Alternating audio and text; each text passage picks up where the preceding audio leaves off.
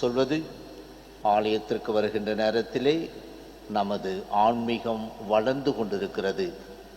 நமக்கு தெரியாமலேயே இறைவன் அதை வளர்த்தெடுத்து கொண்டிருக்கின்றார். அதற்காக நாம் இறைவனுக்கு நன்றி கூறுவோம். அத்தகைய ஒரு நன்றியின் நாளாகத்தான் இன்றைய வாசகங்கள் நமக்கு அழைப்பு கொடுக்கின்றன. முதல் வாசகத்திலே அந்த சாமுவேல் புத்தகத்திலிருந்து எடுக்கப்பட்டது. சாமுவேலுக்காக, அவருடைய செயல்பாட்டிற்காக, அவரால் அபிஷேகம் செய்யப்பட்ட அரசர்களை பற்றி சொல்வதற்காக 2 புத்தகங்கள், சாமுவேல் முதல் புத்தகம், சாமுவேல் 2ஆம் புத்தகம் என்று. இந்த சாமுவேல் என்பவர் சிறப்பான ஒரு பணியை ஆற்றியவராக இருக்கின்றார். அதுவரையில் நீதி தலைவர்களை கொண்டு தேர்ந்தெடுத்த இஸ்ரேல் மக்களை வழிநடத்தி வந்த இறைவன் இந்த சாமுவேலுக்கு பிறகு அரசர்களை உருவாக்கி அரசர்கள் வழியாக தான் தேர்ந்தெடுத்த அந்த இஸ்ரேல் மக்களை வழிநடத்துவார். எனவே அந்த நீதி தலைவர்களுக்கும் அரசர்களுக்கும் இடையே இணைப்பு பாலமாக இருப்பவர் தான் இந்த சாமுவேல் என்பவர். இந்த சாமுவேல் என்பவர் யாருக்கு பிறந்தார், அவள் எப்படிப்பட்டவள் என்பதை முதல் புத்தகம் சாமுவேல் 1ஆம் அதிகாரத்திலே நன்றாக வாசிப்போம். எல்கானா என்ற அந்த நபருக்கு ஆண்டவர் கொடுத்திருந்த அந்த நிலையிலே எல்கானா என்பவருக்கு பெனின்னா அன்னா என்ற 2 மனைவிகள்.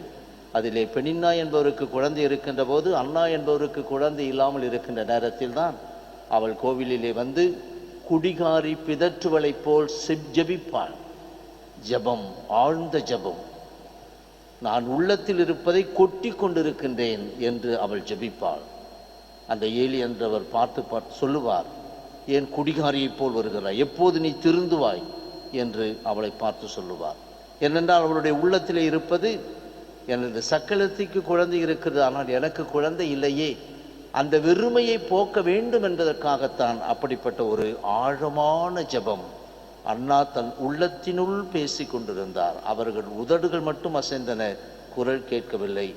ஏலி அவரை ஒரு குடிகாரி என்று எண்ணினார். அவள் சொல்லுவாள், நான் ஓர் உள்ளம் நொந்த பெண். உள்ளம் நொந்த நிலையிலே நிறைய பேர் கோயிலுக்கு வருகின்றோம். என் தேவைகள், என் உடலில் இருக்கின்ற நோய்கள், இதையெல்லாம் எண்ணி பார்க்கின்ற போது உள்ளம் நொந்தவனாக நான் வருகின்றேன். அந்த உள்ளம் நொந்திருக்கின்ற நிலைக்கு ஏற்றவாறு அழுத்தம் கொடுத்து நாம் ஜெபிக்கின்ற போது நமது ஜெபத்தை கேட்பார். உன் ஜெபத்தை கடவுள் கேட்டார், நீ மனநிறைவோடு செல் என்று சொல்லுவார் ஏலி. அதே போன்று குழந்தை பிறக்கும். குழந்தை பிறந்த பிறகு அந்த குழந்தைக்கு செய்வதுதான் பால் குடி மறந்ததும் 1 அல்லது 1லிருந்து அந்த 2 வயது நிறைந்த பிறகு கோவிலுக்கு வந்து அர்ப்பணிக்கின்ற அந்த செயல்தான் இன்றைய முதல் வாசகம். அதிலே பதில் உரையாக நமக்கு கொடுக்கப்பட்டது திருப்பாடலிலிருந்து அல்ல, மாறாக இந்த பெண், உள்ளம் நொந்த பெண், அதற்காக கடவுள் கொடுத்த 1 சாமுவேல் 2ஆம் அதிகாரத்திலே வந்தது. அன்னை மரியாளை நாம் நினைத்து பார்க்கின்ற போது மரியாளின் பாடல், என் ஆன்மா ஆண்டவரை ஏற்றி போற்றுகின்றது என்று அந்த பாடலை உயர்வாக எண்ணி நினைப்போம். அந்த பாடலை இந்த துறவியர்கள் தாங்கள் வார்த்தைப்பாடு கொடுக்கின்ற நேரத்திலே பாடி மகிழ்வார்கள். ஆனால் அந்த பாடலுக்கு ஒரு மாதிரியாக இருந்ததுதான் அந்த அண்ணா பாடிய பாடல். அந்த அண்ணா எப்படிப்பட்டவள் பாருங்கள்.